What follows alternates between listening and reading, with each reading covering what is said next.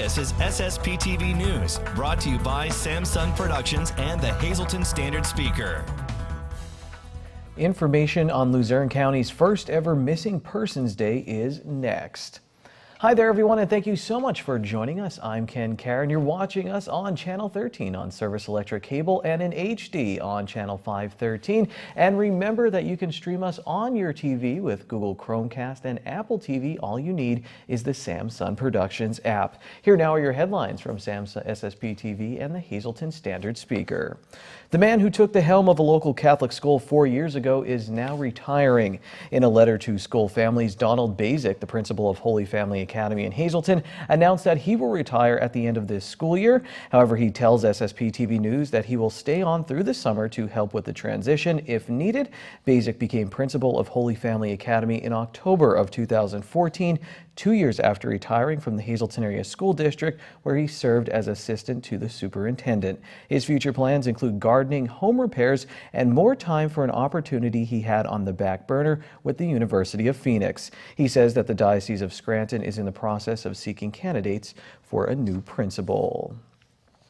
She was not on the radio this morning in her normal 9 a.m. till noon time slot. Popular talk show host Sue Henry posted yesterday on her Facebook page that she is no longer at WILK News Radio. Her post read, quote, "I am no longer employed by WILK. I wish myself well in future endeavors," unquote. Henry has been at WILK for 16 years. Are you coping with the disappearance of a loved one? State and local officials have teamed up to host a free event that they hope will help identify the missing and bring them home. Here's Lisa Sugart. For the first time ever, Luzerne County will be hosting what is being called a Missing Persons Day. And here to tell us all about it is Luzerne County District Attorney Stephanie Salavantis and also Pennsylvania State Police Corporal Sean Williams. Thank you both for being here. DA Salavantis, I was told that this is kind of your brainchild, that you came up with this idea. And tell us why it was so important for you to do it and how it came about. Well, I have to say, this is something that I care deeply about, but Corporal Sean Williams and the Pennsylvania State Police have been really a driving force with the District Attorney's Office on this. This is something that is near and dear to my heart because this is what we consider the nation's silent mass disaster. These people who are missing or unidentified. And the numbers that we're dealing with on an annual basis is extraordinary. And we need to allow the public and educate the public on what is going on. Now, we saw success recently with the Lucille Fry case. We had talked with you both about that. So I guess that kind of gave you the incentive to go forward as well with this, hoping to have other success stories where you could either identify someone who is missing or maybe bring them home safely is the even better way to do it. Yes, the only way we're going to solve these cases is through teamwork and having, like in this case, this Missing Person Day. It's going to be a day where people can come, families can come and register their missing person and their family, the victim, and they can come there and it'll be like almost like one-stop shopping. They can come there with the biometrics, the dental information. We'll collect DNA from family members. We will take all those sorts of things so that we can put them in a national database and we can connect these people with the right police departments. Twofold, we're also going to have law enforcement are invited to come that day. If they're working on missing person cases, they can come there, freshen up their case, bring those things that are absent that they can now, they have a source to put it in as well, so we can all work together. We're going to have people there from the DA's office pointing victims' families in the right direction. And we expect a lot of success out of this. Even if we get a few people, we think it's going to be a very successful day. However, since the Lucille Fry case came out, I've had a lot of people contacting me all throughout the state. I know the District Attorney's Office has as well, and we're pointing them all towards this May 31st date to come and be part of it. the things have changed over the years, so there is new technology available so that maybe if there was a missing person before, you didn't have all the resources that you have now. Absolutely, and a prime example is the Lucille Fry case. We didn't have that technology back then, and being able to use what we have today to identify these individuals, it's amazing, and it's important to the family. And we, as law enforcement, want to say that they're never forgotten, that these cases are never completely closed, that we are always working on them.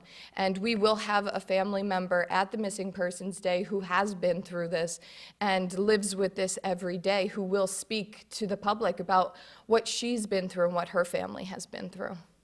There will be support there with everybody joining together in the same boat. Absolutely. They can pre-register, but not required. Correct. If you don't feel like you want to contact us, show up that day. We're not going to turn anyone away. The whole focus here is to, number one, like District Attorney Salavantis just said, it's going to be a lot of support for families, but also we want to take care of business. We want to get these people in the system, in our databases, so that we will have success. You can pre-register at the information on your screen, or you can just come that day, and hopefully we can all, say a prayer that everybody gets the right answers and that their missing person is found safe and sound. Thank you, Lisa. In other news, supplies were sent to the International Space Station on an orbital ATK Antares rocket early Monday morning at 4:44 a.m. from Wallops Flight Center in Virginia. 5, 4, 3, 2, 1.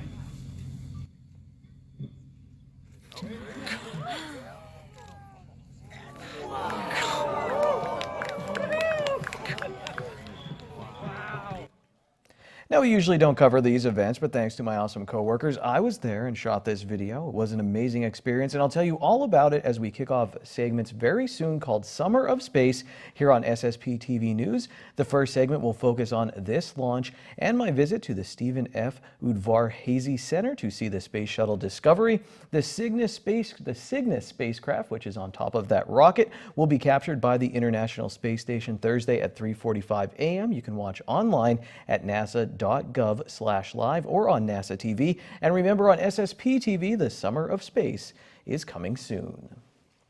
Powers and Thomas Entertainment and the Laurel Mall present the Spring Fling Outside Carnival, and this is the second of 10 nights where you can enter to win a family 4-pack of wristbands for the carnival, a $100 value. Call us now at 570-459-9813, extension 108. Leave your full name, town, and phone number. We'll draw one lucky name at random from the entries that evening. You can only win once every 30 days here at SSPTV. The Spring Fling Carnival opens this Thursday, May 24th, and runs through June 3rd at the Laurel Mall.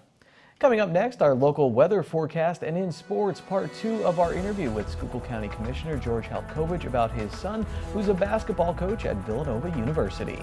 This is SSPTV News, your place for 24 hours of your hometown news and information.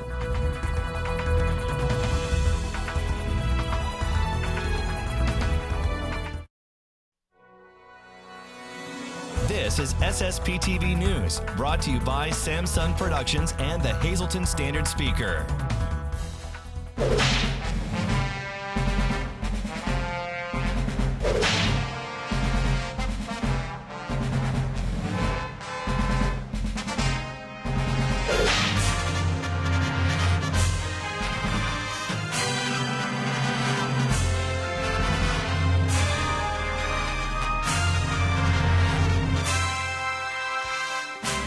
If you're walking in the woods this week, most of the trees you see are still bare. A few are starting to bud, and then maybe one of every 100 trees or so shows a spray of white flowers. They're probably dogwoods. And they've brightened the scene for me the last time that I bicycled along the Hazleton Rail Trail. I have one in my yard too. There are dozens of species of dogwoods. Some are from Europe, and the English called them dog trees 500 years ago. Others are from Asia, but many dogwoods are native to the United States. The flowering dogwood is the state tree of Virginia, and some notable Virginians, Washington and Jefferson to name two, have planted them on their estates. Dogwoods don't usually grow taller than 20 to 40 feet or very thick, The wood, however, is hard, so it's been fashioned into tool handles and weaving shuttles. Native peoples chewed dogwood sticks, which caused them to separate into finer bristles for carrying of their teeth. One website that I checked, however, cautioned that chew sticks caused gums to recede. During the Civil War, soldiers made tea from dogwood bark to treat malaria. The berries of dogwood are red and bitter, but they do provide food for birds from fall when they emerge through winter. Turkeys are among the birds that eat the berries, and I noticed one turkey hen along the trail while I was bicycling the other day. The best feature of dogwoods on display now are their flowers. Technically, they're not flowers. They're called bracts, leafy structures that provide protection and attract pollinators to the actual flowers, which in dogwoods are yellow-green objects around which the bracts cluster. I looked up the difference between a bract and a flower, but all I really needed to know was that they looked cheerful on a spring day.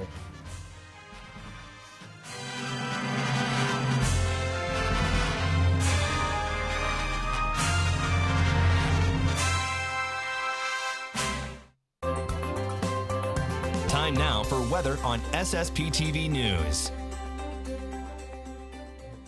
Cop-out weather shot today, but it was rainy, so you get what you get. Here's our forecast now from the National Weather Service. A 50% chance of some showers, maybe a thunderstorm. Tonight, we will have a low of 56 degrees. And then on Wednesday, mostly cloudy, then gradually becoming sunny with a high of 74. At night, mostly clear, low of 55. Thursday is sunny with a high in the mid-70s. At night, mostly clear, low in the mid-50s. Friday is sunny with a high near 79. And Friday night, partly cloudy, low of 60 degrees. A 30% chance of showers and thunderstorms Saturday, partly sunny, high of 82. 30% chance of showers and thunderstorms at night, mostly cloudy, low of 63 degrees. Tonight's weather is brought to you by Valley High Food Drive-In, the area's oldest ice cream and fast food restaurant. Stop by for our ice cream and yogurt, now featuring fat-free, no sugar-added soft frozen yogurt with flavors like vanilla, strawberry, and strawberries and cream. We also have burgers, hot dogs, fries, and much more. For daily hours, call 570-455-5362. That's Valley High, Route 93 in West Hazleton, and like us on Facebook.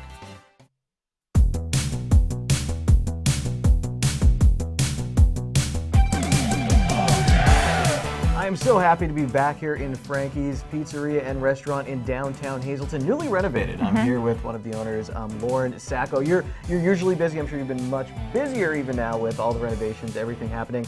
I'm sensing a theme. I mean, we got the coal on the table. When you think of Hazleton, you think of coal, you think of pizza. It's all right here now.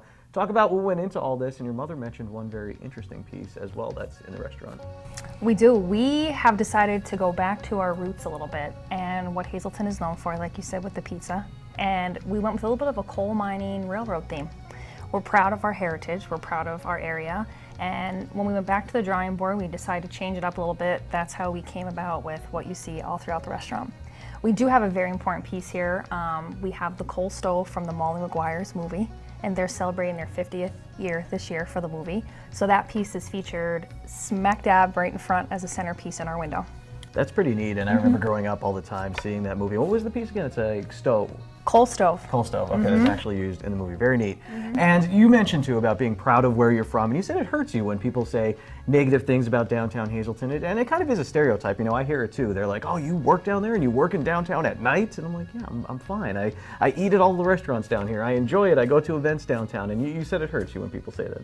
Well, most people who know me on the forefront of all three of our family businesses, you know that I bleed for this area. There are good and there are bad. There's two sides to every story. When you walk into Frankie's, you are treated like family. I don't care where you're coming from, where you're going. When you walk in these doors, you're treated like one of us. And it's disheartening to me when I hear people say, well, we don't come downtown. And in my opinion, if you don't come downtown, you are missing out. I always say I'm careful, like everywhere else that I go. I mean, I work late at the TV station sometimes after midnight. And if you surround yourself with good people, your tribe is your vibe. And here we are. And here we are. So if you do good things follow. Case in point. Lauren, I wanted to ask you, with all the renovations here, what's your favorite piece that's featured now? Right behind us, actually, is a hand-painted picture from a local artist named Will Veros. He painted this for us for our Ocean City location. So it made a trip to New Jersey, and it made its way right back up the turnpike and is now featured on our wall. What have your customers said? Even longtime customers who have been coming here for years, maybe since you opened, what has their reaction been to the new digs? Most people love it. In the beginning, people were sitting at the high top tables and low, and they're loving it. I mean, it's more open, it's more spacious. We're able to actually get you in and out of here more efficiently on your 30-minute lunch break. All in all, it's been a very warm, welcoming reception. I love the high tops. As someone who's 5'5", this is a pleasure sitting here today. Digging new vibe here at Frankie's Pizzeria and Restaurant, downtown Hazleton. Get down, check it out. Be proud of your area, be proud of the pizza, be proud of the coal. We'll be back with more segments from Frankie's. Recording new Frankie segments today, so look out for them. Here's your midday winning lottery numbers on SSPTV News. When we come back, more about Villanova basketball, plus a very busy scoreboard. Time now for sports on SSPTV News. A few weeks ago, you heard part one of an interview as our John Arapoli was talking Villanova basketball with Schuylkill County Commissioner George Halkovich. He also talked about his son, who's an assistant coach for the national champion Wildcats. Now here's part two of the interview with George talking about how Schuylkill Haven helped Villanova advance to the Final Four. I'll tell you a great story, though. As I was running for Congress, my wife was down at the headquarters, and Coach Jim Toomey, who was the coach at Schuylkill Haven High School, who was absolutely one of the best coaches in the area, took teams to the state championship game. So my wife, he came in to volunteer for my campaign. So what happened was my son George called up my wife. She says, "Oh, I was just talking to Coach Toomey." This is right after the Texas Tech game, okay, that got us to the Final Four. George had the scout for that team, so he prepared it. So he goes, "Go get Coach Toomey, go get him." So he goes, he runs and gets him. He gets him on the phone. My wife tells him that Coach Toomey's on there. He said, "Coach, let me just tell you something." He said, "When I was looking at Texas Tech, they had this motion offense." He says, "They were probably one of the most difficult teams we had to play just because of their game scheme." He said, "But guess what?" He said, "When we played Schuylkill Haven, you guys ran the same thing." So all I kept on going back to was, how do we beat Schuylkill Haven, Coach Toomey? How do we do that when we were in high school? He went back to his basis of when he was in high school to say, and he said to Coach Toomey, he says, "You helped me win that game." Back to recruiting, because we were talking about recruiting a lot here. A lot of schools now you're starting to see recruiting violations come in left and right. You were telling me that your son actually sat down a couple times and was like, "Whoa, hold on a second, let's review a couple of these things and make sure you're following the right footsteps." How important is it for not only coach right before the Villanova program to have a guy like your son that's willing to sit there and take that extra mile to make sure that you're not going to get a recruiting violation? Well, they all do. It's a matter of the way the Villanova does their recruiting, that they are true to the system. And the system, we had Omari Spellman, who would have made a big difference last year when we lost to Wisconsin. But he ended up staying out a year because they felt that there was something from his educational standpoint I had to take care of. Give Omari a lot of credit. He stayed out the year. He worked out with the team, but he would have been the difference last year to going to a Final Four last year as well. He's a great young guy, but they all get the system.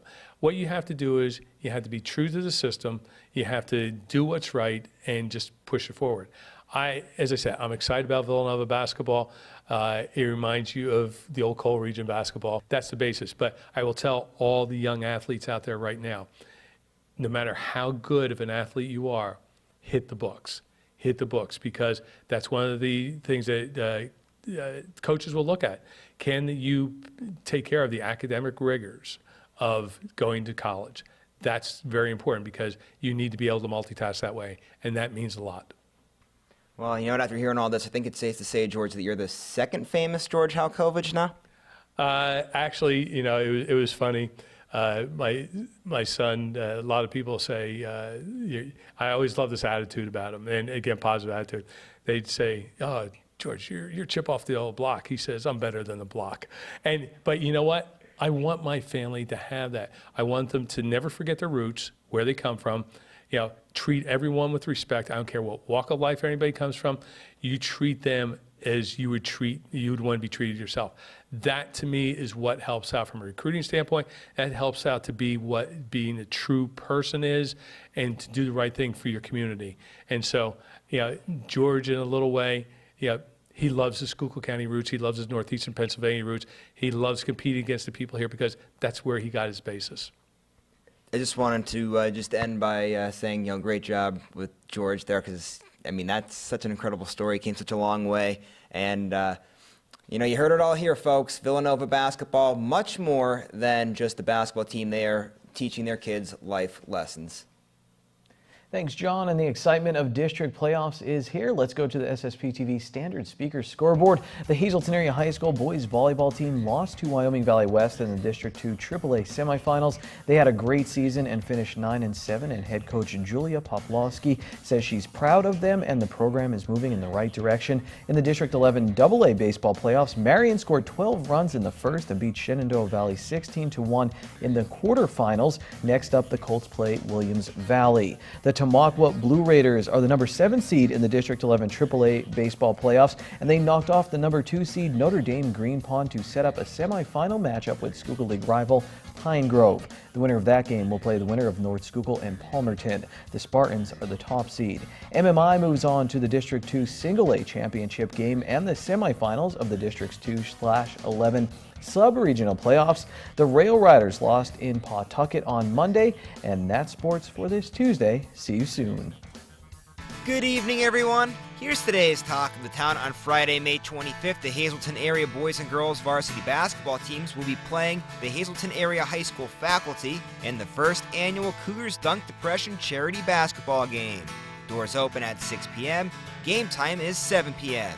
Admission is $3, but if you wear a green shirt, you will receive $1 off the admission. And that's today's Talk of the Town. SSPTV News would like to send our sincere condolences to the family and friends of these recently departed. John W. Jack Burke of St. John's. The Harmon Funeral Home and Drums will announce their arrangements. Joan Bernice Doria of Beaver Meadows. Mass is Saturday at 10:30 a.m. at Saints Peter and Paul Byzantine Catholic Church in Beaver Meadows. Friends may call Friday from 6 to 9 p.m. at the Frank J. Bonnet Funeral Home in Hazleton. George Ace Chrissinger of Palm Harbor, Florida. A service will be held Friday at 1:30 p.m. at the Joseph A. Moran Funeral Home in Hazleton. Friends may call Friday from 12:30 to 1:30 p.m. at the funeral home. Thomas B. Ladner, formerly of Whitehaven. Funeral will be Friday at 10:30 a.m. at Family Worship Center in Lansdale. Friends may call Friday from 9 to 10:30 a.m. at the Worship Center. The Huff and Lake Near Funeral Home in Lansdale is in charge of arrangements. Sylvia Narrow of Hazleton. Funeral is Wednesday at 10:30 a.m. at the Firo Funeral Home in Hazleton. Friends may call Wednesday from 10 to 10:30 a.m. or from 5 to 7 p.m. at the funeral home. Theodore Atwood Sterling of Drums. Funeral is Friday at 9:30 a.m. at the Butler Chapel of the Crofton Hughes Funeral Home. Friends may call Thursday from 6 to 8 p.m. at the funeral home. Suzanne Susie Wisdow of Freeland. Mass is Saturday at 9:30 a.m. at Our Lady of the Immaculate Conception Parish at St. Anne's Church in Freeland. Friends may call Saturday from 8:30 to 9:30 a.m. at the church. The McNulty Funeral Home in Freeland is in charge of arrangements. In Ronald E. Zanolini Jr. of Drums. Funeral is Friday at 11 a.m. at the Harmon Funeral Home in Drums. Friends may call Thursday from 6 to 8 p.m. and Friday from 10 to 11 a.m. at the funeral home. Attention pay-per-view subscribers. If you see your name now on SSPTV News, you can call in and win a free movie from Service Electric Cablevision. Today's winner is Eric Seeley of Hazleton. Call now and leave a message at 570-455-7267 extension 104 for your free movie. Now that rocket launch video, you really have to hear the rumble of the engines. It kicks in around 55 seconds into launch, so make sure you're watching those segments coming up. We'll see you again tomorrow. Take it easy, everyone. Watch us online anytime at ssptv.com and follow us on Facebook and Twitter.